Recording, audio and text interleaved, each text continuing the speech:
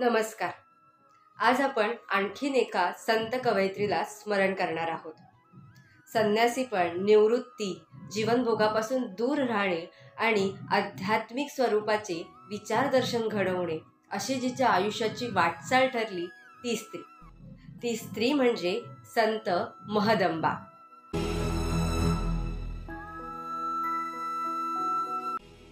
संत महदंबा या जालना जिल्ह्यातील रामसगाव येथील राहणाऱ्या संत महदंबा उर्फ रुपाईसा, ज्या श्री चक्रधर स्वामींनी स्थापित केलेल्या महानुभव पंथातील ज्येष्ठ संन्यासिनी तसेच अग्रगण्य व्यक्ती होत्या.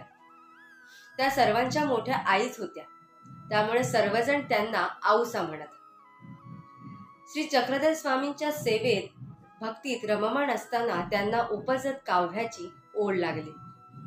प्राचीन काळातील लोकगीतातील ढवळे हे उपलब्ध नसले तरी संत महदंबा, संत रामदास, संत एकनाथ इत्यादी कवींनी रचलेले ढवळे उपलब्ध आहेत. महदंबा यांच्या ढवळ्यांची भाषा ही साधी, सुबोध आणि तत्कालिक बोलीभाषेच्या स्वरूपाची आहे.